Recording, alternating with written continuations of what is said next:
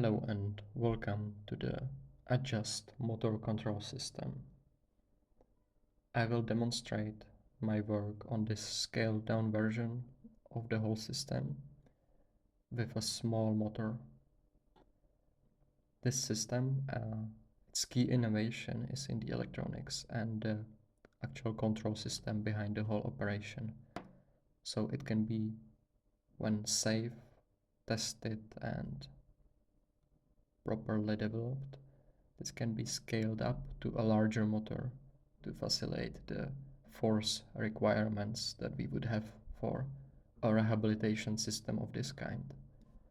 So again, for the purposes of the demonstration, I will use this tiny motor in this tiny demonstrator, and let's now focus on the actual control methods I have implemented.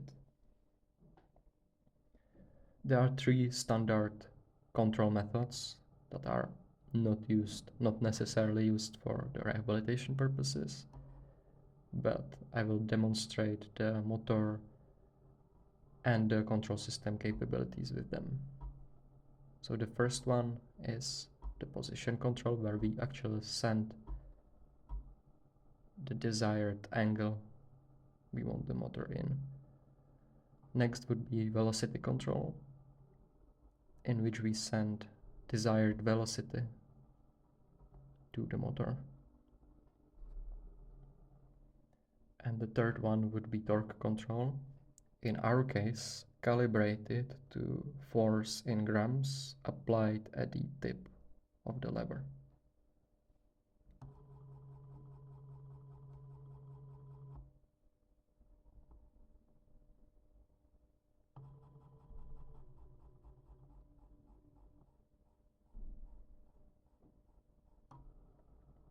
So these three methods are combined and they are then used in combination to form the extra control methods. In this case, in the constant resistance mode, the motor acts as sort of a resistance device, holding a specified angle, and the user has to exert the set force in order to move the motor. If I set the slider here, it's gonna become much more difficult to move the motor. If I set the force here, it's gonna be much more easy to move the motor. And the motor will always try to hold the angle we specify and try to push the user back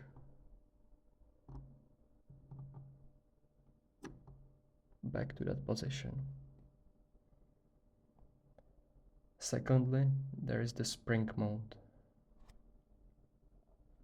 which works very similarly, but the force, the stiffness increases the further we go from the desired position, sort of like an elastic band would. The stiffness, or even the change in stiffness based on position, can be adjusted very easily. Perhaps more interesting mode, and surprisingly much more difficult to implement, is the actual resistance mode, in which I can select the force the motor will counterbalance every motion the user exerts. So if the user pushes in this direction, they have to exert, at least in this case, 65 grams of force to actually push the motor. Now this is much more difficult. So this sort of simulates a classical resistance-based system, or could be similarly described as mechanical brake. We have actually built a mechanical passive brake which works a very similar way, and this is sort of the next logical step, where you can actually select the force and also change the force in real time. as the user moves.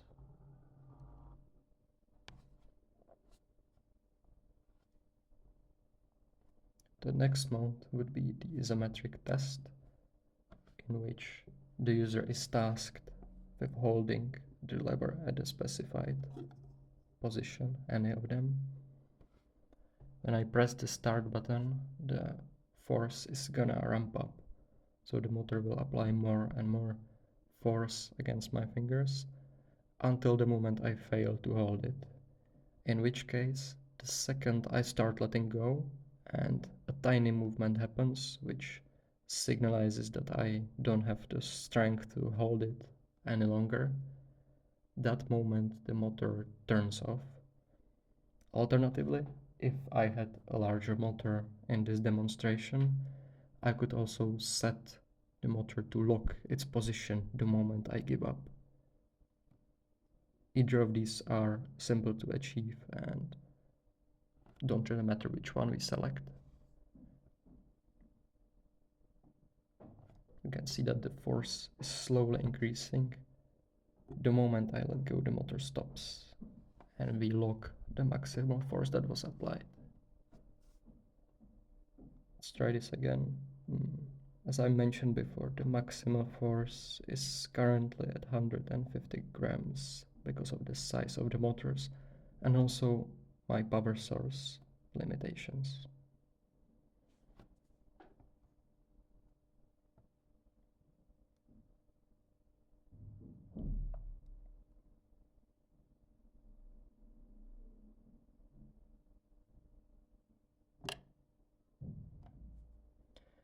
Okay, and the last mode that I have implemented is the auto adjustment one. In this mode, we can select a start angle, a stop angle, and the desired velocity, which means that the motor will move from the starting angle to the stopping angle and back to form one repetition with the select velocity. Alright? This means that regardless of the force applied and regardless of its direction, the motor will either help or resist the user to achieve this velocity in this one repetition. Let's see how this looks without user. So again, the motor will move to the desired end angle and back to the start with the velocity. If the user is too weak, as I demonstrate now, the motor pushes much stronger to achieve the set velocity. I am of course very limited by the power of the motor here. I can easily overpower it. That's not the purpose of this demonstration. The amount of help I receive differs based on how much I actually try. If I apply on a little bit of resistance, the motor will have to push much less to help me achieve the set velocity. Alternatively, I can be too strong and I can be pushing in one part of the lift and then stopping or braking in the other one, and the motor will adjust to it and counterbalance my force in order to achieve the set velocity.